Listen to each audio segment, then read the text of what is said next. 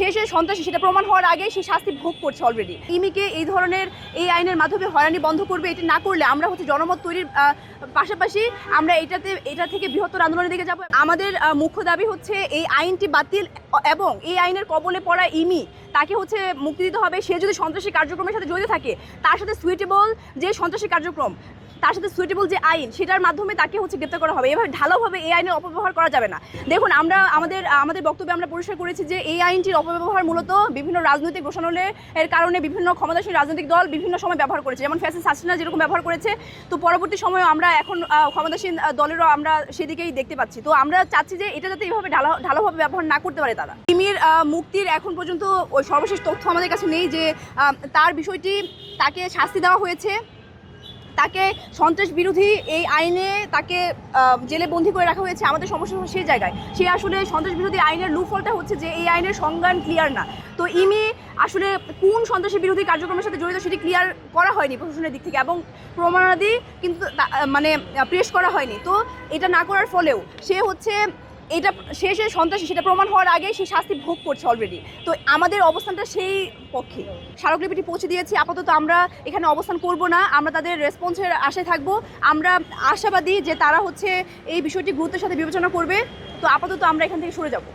যারা চিহ্নিত সন্ত্রাসী, যারা খুনের সাথে সম্পৃক্ত, যারা জ্বালাও পোড়ার সাথে সম্পৃক্ত, তাদের কিন্তু বিচার করার জন্য বাংলাদেশে এক্সিস্টিং বহু আইন রয়েছে। এই আইনের কোনো যৌক্তিকতা নেই। আমরা দেখেছি যে এই আইন শুধুমাত্র অপব্যবহারের ফলে এই আইনের যে বিশেষত্ব সেটিকে নষ্ট করা হচ্ছে এবং নাগরিক হয়রানিমূলক একটি আইনে পরিণত হয়েছে। আমরা দেখেছি বিভিন্ন সময়ে শুধুমাত্র বিরোধী মতকে দমন করার জন্য নয়, অভ্যন্তরীণ বিভিন্ন রাজনৈতিক কোন্দলের সময়েও আমরা দেখেছি যে বিএনপিও এই আইনটিকে ঢালাওভাবে ইউজ করেছে। দুইবারের সাবেক ঢাকা প্রেস ক্লাবের সভাপতিকেও কিন্তু এই আইনের কবলে পড়তে হয়েছে। এছাড়াও আমাদের সাইবার অ্যাক্টের শিকার হতে হয়েছে বহু লেখক সাংবাদিকদেরকে। তো আমরা মূলত এই আইনের বিপক্ষে অবস্থান করছি এবং আমরা চাচ্ছি যে এই আইনকে অনতিবিলম্বে বাতিল করতে হবে এবং চিহ্নিত সন্ত্রাসী এবং যেই সন্ত্রাসী কার্যক্রম যারা বাংলাদেশে বিগত সময়ে চালিয়েছে এবং আওয়ামী লীগ সহ অঙ্গ সংগঠনগুলোর বিচার, আমরা বাংলাদেশের এক্সিস্টিং অনেক আইন রয়েছে যেগুলোর মাধ্যমে আমরা তাদের বিচার করার দাবি জানাচ্ছি। আমরা আমাদের প্রশাসনের কাছে আমাদের প্রেস রিলিজটা আমরা দিয়েছি এবং আমরা আশা করছি যে তারা এইটিকে খতিয়ে দেখবে এবং বিগত সময়ে যে এই আইনটির অপব্যবহার হয়েছে সেটি পুনর্মূল্যায়ন করে তারা এই আইনটি অনতিবিলম্বে বাতিল করবে এবং ইমিকে এই ধরনের এই আইনের মাধ্যমে হয়রানি বন্ধ করবে। এটি না করলে আমরা জনমত তৈরির পাশাপাশি আমরা এটা থেকে বৃহত্তর আন্দোলনের দিকে যাব এবং আমাদের কর্মসূচিগুলো আমরা পরবর্তীতে আমরা প্রকাশ করব। সন্ত্রাস বিরোধী আইন 2009 বাতিল ও ইমির মুক্তির দাবিতে স্মারকলিপি প্রধান পরবর্তী প্রেস রিলিজ।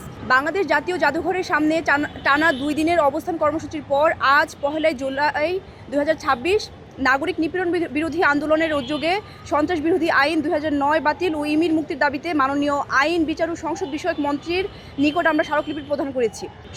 সন্ত্রাস দমনের উদ্দেশ্যে প্রণোদিত এই আইন বাস্তব প্রয়োগের ক্ষেত্রে নানা সময়ে নাগরিক হয়রানির দৃষ্টান্ত বিগত সময়গুলোতে স্থাপন হয়েছে। ভিন্ন মতকে দমাতে ফ্যাসিস্ট হাসিনার আমলে এই আইনের অপব্যবহার করে বিএনপি, জামায়াত, শিবিরের নেতাকর্মী সহ বহু আইন বহির্ভূত হত্যা, গুম, খুন, মামলা সহ নাগরিক নিপীড়ন করার উদাহরণ আমরা দেখেছি। জুলাইয়ের শক্তিকে দমাতেও এই আইনের অপব্যবহার দেখেছি। অপারেশন ক্লিন হান্ট, জঙ্গি বিরোধী অভিযানের নামে জাহাজবাড়িতে 9 জন খুন, সাইবার সিকিউরিটি অ্যাক্ট সহ বহুভাবে নাগরিক নিপীড়ন হয়ে এসেছে। ইমিকে এই আইনের দৌরাত্ম্য থেকে মুক্তি দিতে হবে। নাগরিক নিপীড়ন বিরোধী আন্দোলনের পক্ষ থেকে আশা করা যাচ্ছে যে সংশ্লিষ্ট কর্তৃপক্ষ বিষয়টি গুরুত্বের সাথে বিবেচনা করে কার্যকর পদক্ষেপ গ্রহণ করবে। অন্যথায় আমরা আমাদের নাগরিক নিপীড়ন বিরোধী আন্দোলনের পক্ষ থেকে কঠোর আন্দোলনের দিকে সামনের দিনগুলোতে অগ্রসর হব। ধন্যবাদ সবাইকে।